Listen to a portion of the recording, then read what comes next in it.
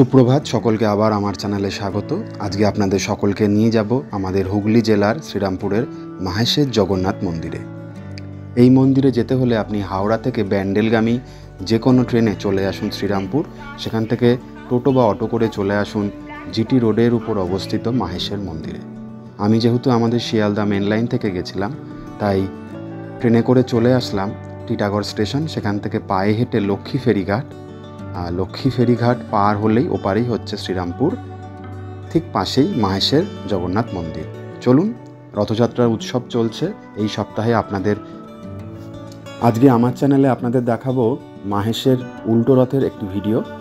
যদিও আমি উল্টো রথের দিন যাইনি, তার একদিন আগেই গেছিলাম, কিন্তু সাজো সাজো রব সারা মাহেশ জুড়ে ছিল। ভালো লাগবে, আর যদি ভালো লেগে থাকে তাহলে অবশ্যই আমার চ্যানেলটি সাবস্ক্রাইব করুন। তাই আপনাদেরও ঘুরে দেখাতে পারলে আমারও ভালো লাগবে। আর আমার এই ভিডিওটা পুরোটা শেষ অবধি দেখবেন, আশা করি ভালো লাগবে। আপনারাও যদি সময় সুযোগ পান উল্টো রথের আগে এখানে ঘুরে যান, উল্টো রথের দিনও আসতে পারেন, খুব ভালো লাগবে। চলুন, লক্ষ্মী ফেরিঘাট থেকে পার হলেই আপনি যখন শ্রীরামপুরে এসে পৌঁছাবেন, তখন গঙ্গার পাড়ে দেখতে পারবেন কিছু বড় বড় বিল্ডিং হয়েছে, যেগুলো প্রায় 40 তলার কাছাকাছি। আর তার নিচেই রয়েছে কতগুলি পুরনো শিব মন্দির। আমি এর আগের বারও যখন এসেছিলাম এই শিব মন্দিরগুলো ঘুরে দেখেছিলাম, খুব ভালো লেগেছিল। শতাব্দী প্রাচীন এই সকল শিব মন্দির।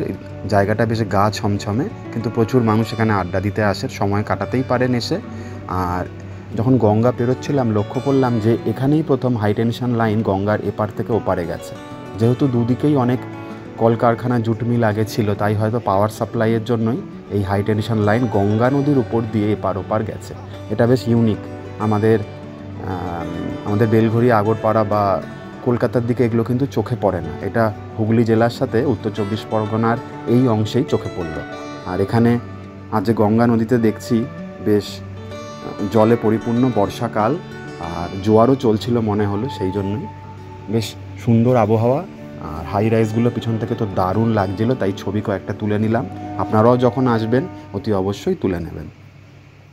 আর শ্রীরামপুরে ঘাট পার হয়ে আসার পর এই নিচে শিব মন্দিরগুলো একবার ঘুরে নেবেন।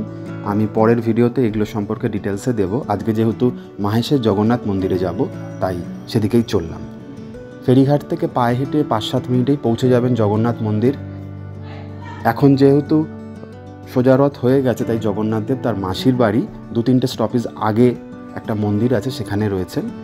মূল যে মাহেশের মন্দির সেখানে এখন জগন্নাথ দেব নেই, তাই আপনারা সেখানেও আসতে পারেন আর মাসির বাড়িও ঘুরে আসতে পারেন। প্রথমে যেহেতু জগন্নাথ দেবের মন্দির, সেখানেই আগে যাই। চলুন, ভালো লাগবে। আমাদের প্রিয় হুগলি নদী বর্ষায় আরও সুন্দর হয়ে উঠেছে, আর চারিপাশে সবুজে ঢাকা, তার রূপ আরও বাড়িয়ে দিয়েছে।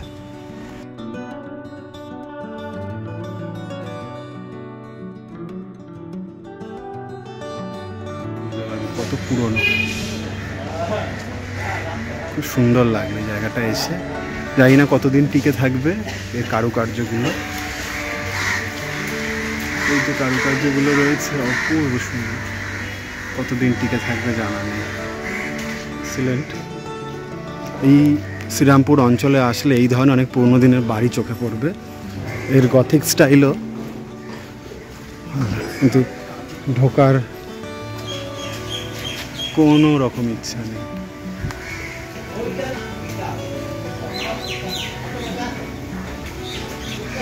সোজা রাস্তা নিয়ে যাচ্ছে লক্ষ্মীঘাটের কাছে, ওই পারেই টিটাগড়।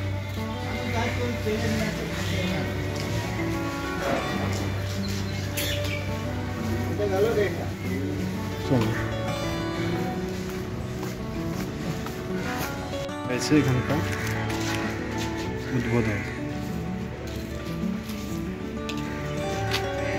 এই হয়েছে পিছনে মন্দির।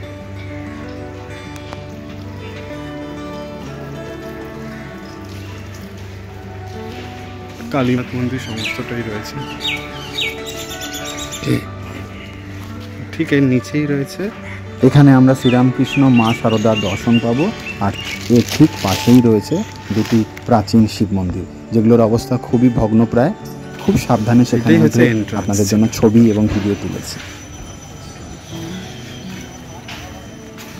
এখানে এত গাছপালা দিয়ে বিশাল বিশাল বট গাছ, ঠিক মাঝখানেই রয়েছে দুটো শিব মন্দির, আর ফেরিঘাট হচ্ছে এর বাঁ দিকে। চলুন এবার যাব মাহেশের মন্দির।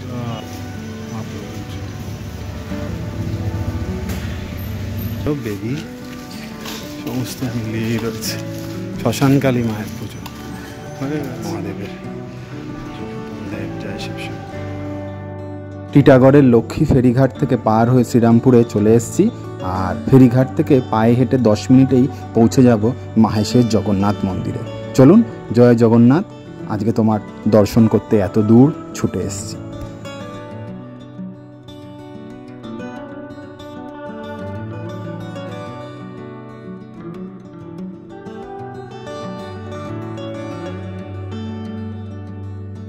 আর দেখছেন এখানে মন্দির চত্বরে প্রচুর ভক্তের সমাগম। সারা বাংলার ভক্তরা এখানে এসছেন, সবার কাছে ছোট্ট ছোট্ট গোপাল রয়েছে, কোথাও জগন্নাথ দেব রয়েছে। তাই যখনই মন্দিরে আসবেন এদের একটু সাহায্য করবেন, এই প্রার্থনাই করি। আর মাহেশের মন্দিরে যখনই আসবেন দেখবেন আপনি এখানে প্রসাদ খেতে পারবেন। মাহেশের মন্দিরে এসে আপনি এখানে যোগাযোগ করলেই প্রসাদ পেয়ে যাবেন। যে কোনো সময় আসলেই, মানে বিকেলের মধ্যে আসলে আপনি অবশ্যই প্রসাদ পেয়ে যাবেন। অবশ্য তার জন্য 100 টাকা মূল্য দিতে হবে। আর এখন যেহেতু জগন্নাথ দেব মূল মন্দিরে নেই, তাই আপনি ভিতরে ঢুকেও প্রণাম করতে পারবেন। আমি ভিতরে ঢুকেই আপনাদের জন্য এই ভিডিওটা তুলে ধরলাম। দেখতে পারবেন এখানে কত কৃষ্ণমূর্তি রয়েছে এবং কি সুন্দর করে সাজানো মূল এই মন্দিরটি। আর এর আশেপাশে আরও অনেক ছোটোখাটো মন্দির রয়েছে। মন্দিরের পাশে যে নাট মন্দির রয়েছে সেখানে তো এখন ভক্তদের ভিড়, দেখতেই পাচ্ছেন তারা ওখানে বসে রয়েছে।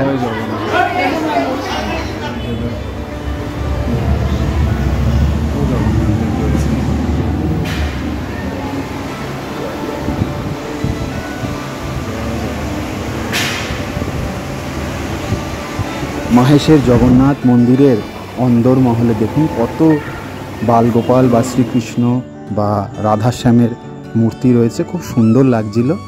আপনারাও আসুন এবং দর্শন করে যান।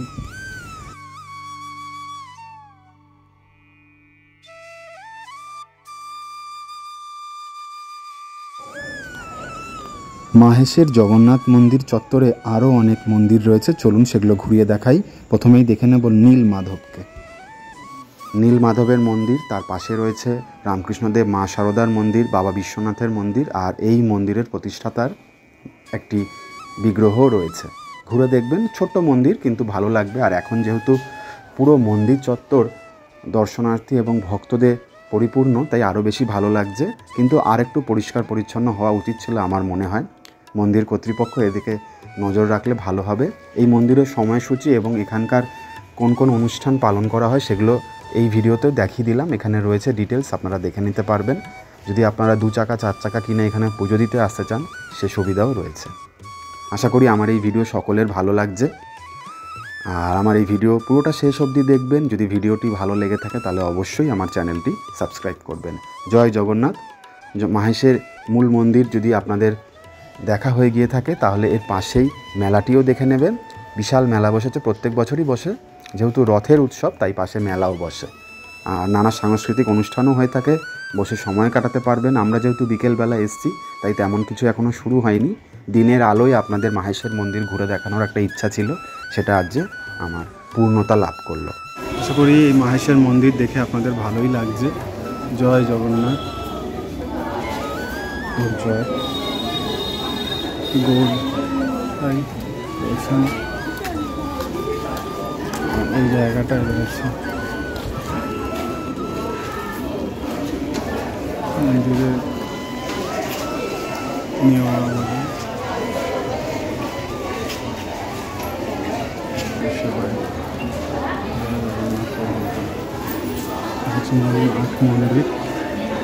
মন্দিরে প্রচুর মানুষজন,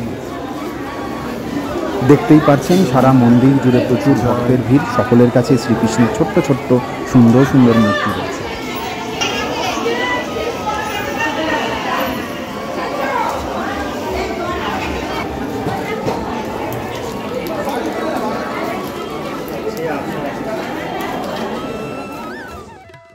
জয় জগন্নাথ, জয় শ্রীকৃষ্ণ, জয় শ্রী গোপাল। ভালো রেখো, সুস্থ রেখো আমাদের।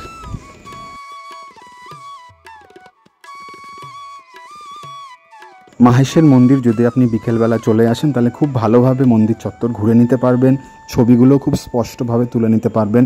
যত বিকেল হবে, সন্ধ্যা হবে, মেলার জন্য ভিড় বাড়বে, তাই যত শীঘ্র সম্ভব মন্দিরে আসুন এবং দর্শন করুন।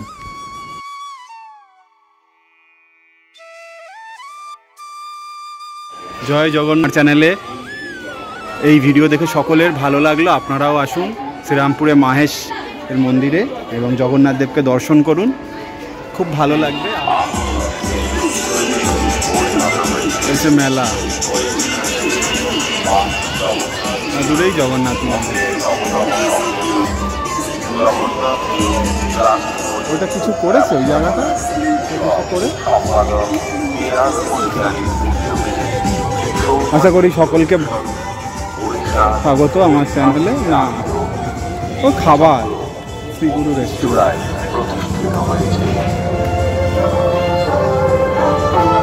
না না, ফ্ল্যাট বিক্রি হচ্ছে, মেলায় চিকেন বিক্রি করছে, কি অবস্থা। চলো, এটার নাম কি যেন, কলকাতা লেখা না? চলো, মাহেশ্বর মন্দিরে যে স্টপেজটা রয়েছে সেখানে দেখতে পারবেন একটি সুউচ্চ তোরণ রয়েছে, যে তোরণটি এই মন্দিরের অস্তিত্বের পরিচয় দেয়। খুব সুন্দর তোরণটি, জিটি রোডের উপর। আর জিটি রোড তো খুবই ব্যস্ত, দেখতেই পাচ্ছেন, খুব সাবধানে পারাপার করতে হবে। চারিদিকে প্রচুর দোকান, খাবার দাবার আর প্রচুর মলও রয়েছে, সময় কাটানোর জন্য যেতেই পারেন। এই পথেই পড়বে শ্যামসুন্দর জিওর মন্দির মাহেশ, কিন্তু ওনাকে দেখা যাবে না এখন, দেখতেই পাচ্ছেন ভিতরে বন্ধ রয়েছে, মুখ্য দুয়ার বন্ধ রয়েছে, সন্ধ্যা আরতির সময় খুলবে। চলুন আগে যাই জগন্নাথ দেবের মাসির বাড়ি পাশেই, আর রথটিও রয়েছে পাশে, সেটিও।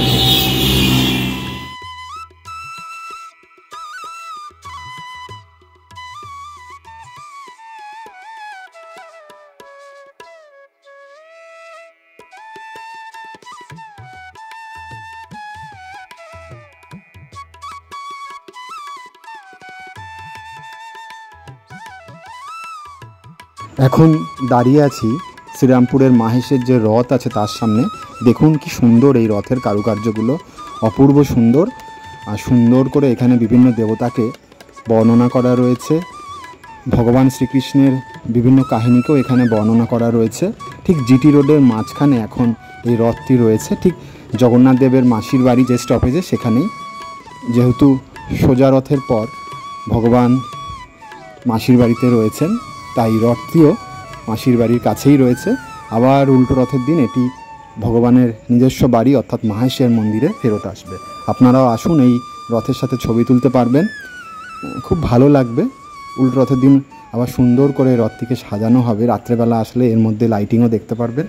আমি যেহেতু বিকেলবেলা এসেছিলাম তাই লাইট সেভাবে চোখে পড়লো না, তবে ঘুরে খুব ভালো লাগলো। আপনারাও আসুন, আর আমার এই ভিডিও যদি ভালো লেগে থাকে তাহলে অবশ্যই আমার চ্যানেলটি সাবস্ক্রাইব করবেন, আপনাদের মূল্যবান কমেন্টস জানাবেন। জয় জগন্নাথ।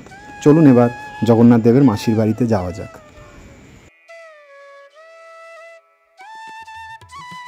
এরপরে জগন্নাথ দেবের এই মন্দির থেকে চলে যাব জগন্নাথ দেবের মাসির বাড়ির পথে। পথে পড়বে শ্যামসুন্দর জিওর মন্দির, কিন্তু দুপুরবেলা তাই মন্দির এখন বন্ধ রয়েছে। পায়ে হেঁটেই যেতে পারবেন, আপনি চাইলে টোটোও করতে পারেন।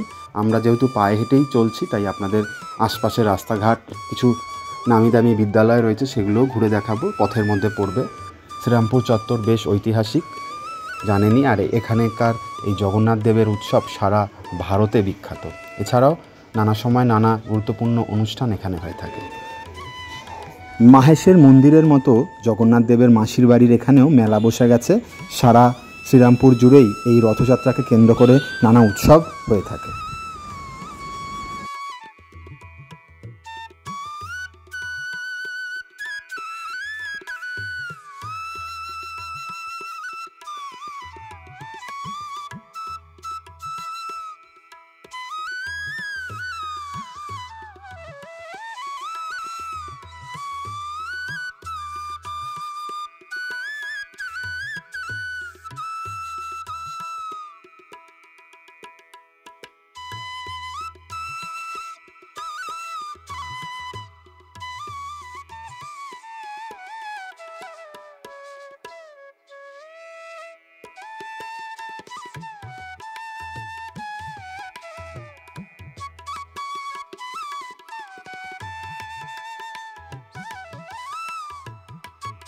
এখানের মন্দিরটি আকারে অনেক ছোট আর প্রচুর ভক্তের ভিড় হয়েছে আজ, যেহেতু জগন্নাথ দেব এখানে রয়েছেন উল্টো রথে, তিনি এখান থেকে আবার তার মূল মন্দিরে ফিরে যাবেন, তাই ভক্তরা এখন এখানেই সোজাসুজি আসছেন।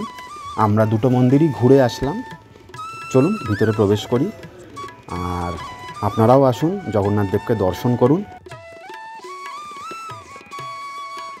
চলুন এবার জগন্নাথ দেবকে দর্শন করা যাক, যার দর্শনের জন্য আমরা সেই উত্তর 24 পরগনা জেলা থেকে ছুটে এসেছি গঙ্গা পার হয়ে। এই হচ্ছে সেই জগন্নাথ দেব, খুবই সুন্দর তার রূপ।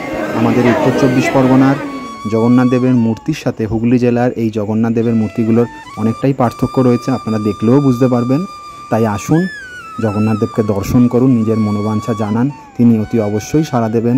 আমরাও চাই জগন্নাথ দেব যেন সকলের উপর তার কৃপাদৃষ্টি বজায় রাখেন, অস্থির পরিস্থিতিকে দূর করেন, সকলকে সুখ শান্তি প্রদান করেন। জয় জগন্নাথ, তোমার অপার মহিমা, তোমার কৃপাদৃষ্টি আমাদের উপর বজায় রেখো। চলুন জগন্নাথ দেবকে দর্শন করে আশা করি সকলের ভালো লেগেছে। আমি যথাসাধ্য চেষ্টা করলাম জগন্নাথ দেবকে আপনাদের ভিডিওর সামনে তুলে ধরানোর।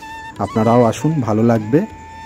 অবশ্যই এখানে আসলে আপনারা পুজো দিতে পারবেন, কারণ এখন রথযাত্রা উৎসবকে কেন্দ্র করে প্রচুর মানুষ আসছেন, পুজো দিয়ে যান, জগন্নাথ দেবকে দর্শন করে যান আর মেলাগুলো ঘুরে নিতে পারবেন। জগন্নাথ দেবের মাসির বাড়িতেও প্রসাদ আপনাকে কিনেই খেতে হবে, এখানে বিনামূল্যে কোনো প্রসাদ পাওয়া যাচ্ছে না। আমরা তাই জগন্নাথ দেবকে প্রণাম করলাম, নিজের মনোবাঞ্ছা জানালাম, তিনি অবশ্যই সাড়া দেবেন এই কামনাই করি। জগন্নাথ দেবের মাসির বাড়িতেও আশেপাশে প্রচুর লোকবসতি রয়েছে, দেখতেই পাচ্ছেন, আর ছোট্ট মাঠে মেলাও বসেছে দিনের বেলা, তাই মেলায় এখনও তেমন ভিড় নেই, কিন্তু রাত হলে ভিড় বাড়বে, ভক্তদের পরিমাণও বাড়বে।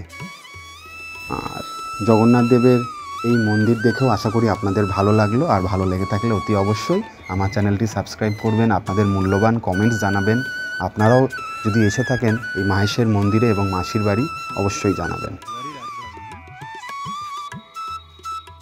তিন ঠাকুরের প্রথম ঠাকুর হলেন খড়দায় শ্যামসুন্দরজিউ, দ্বিতীয় ঠাকুর হলেন হুগলি জেলার শ্রীরামপুরের রাধাবল্লভজিউ এবং তৃতীয় ঠাকুর হলেন ব্যারাকপুরের সাইবনে অবস্থিত নন্দদুলাল জিউ। এই তিন ঠাকুরকে আপনি মাঘী পূর্ণিমার দিনে একসাথে দর্শন করলে শোনা যায় নাকি পূর্ণ লাভ হয়, তাই প্রচুর মানুষ মাঘী পূর্ণিমাতে এই তিন ঠাকুরকে দর্শন করতে আসে। আমরা তিন ঠাকুরকে তিনটি বিভিন্ন দিনে দর্শন করেছি।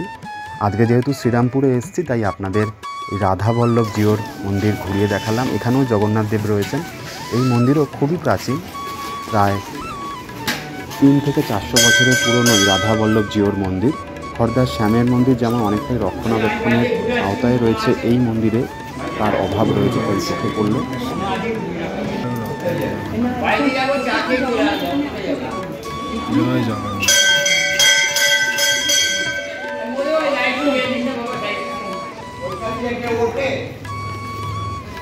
সুন্দর ফল গাছ।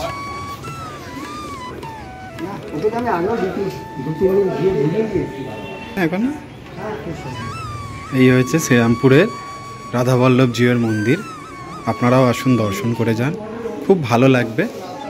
আমাদের খড়দায় রয়েছেন শ্যামসুন্দর জিউ। এই হয়েছে রান্নাঘর, ঠাকুরের রন্ধনশালা, সুন্দর রাধাবল্লভ জিউর স্মরণে। তিন ঠাকুর যে রয়েছেন, একটা রয়েছেন ব্যারাকপুরে, নিয়ে গেছিলাম আপনাদের, আর আরেক ঠাকুর রয়েছেন আমাদের খড়দায়, আরেক ঠাকুর রয়েছেন শ্রীরামপুরে, আর এই হচ্ছে ঠাকুরের মেয়াও বাহন।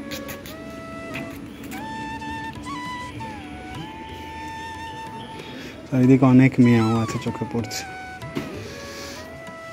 বাড়িটাও খুব সুন্দর, হেরিটেজ। আশা করি শ্রীরামপুর এসে সকলের ভালো লাগলো, আপনারাও আসুন, ঘুরে দেখুন, ভালো লাগবে। জয় জগন্নাথ।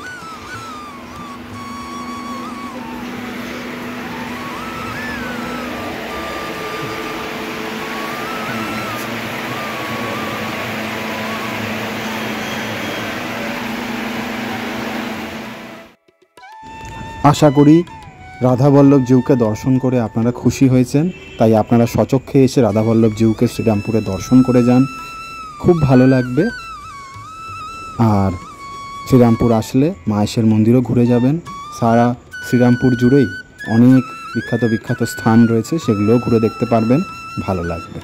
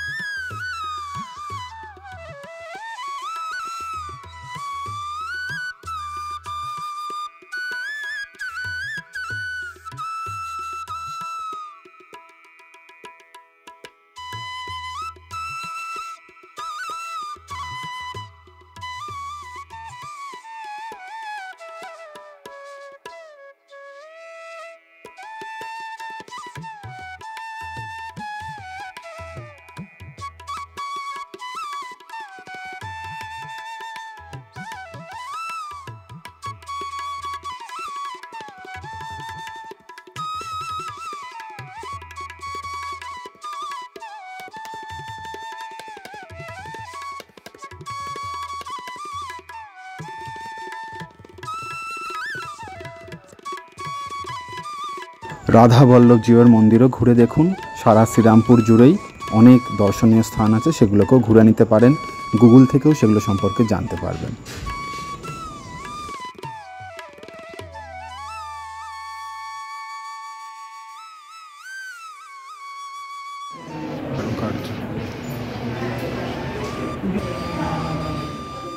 রাধাবল্লভজিউর এই মন্দির দেখে বুঝতেই পারছেন মন্দিরটির সংস্কারের প্রয়োজন আছে, রং করার প্রয়োজন আছে। তাই সরকারি কর্তৃপক্ষ বা মন্দির ট্রাস্ট সেদিকে নজর দিলে মন্দিরটি আরও বহুকাল টিকে থাকবে এবং এর সৌন্দর্যকে ছড়িয়ে দেবে।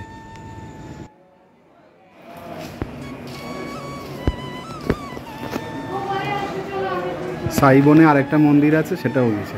সাইবনে রয়েছে ব্যারাকপুরে, 3 ঠাকুরের 1 ঠাকুর। ওপাশে নন্দদুলাল সাইবনে, আর শ্যামসুন্দর হচ্ছে খড়দা।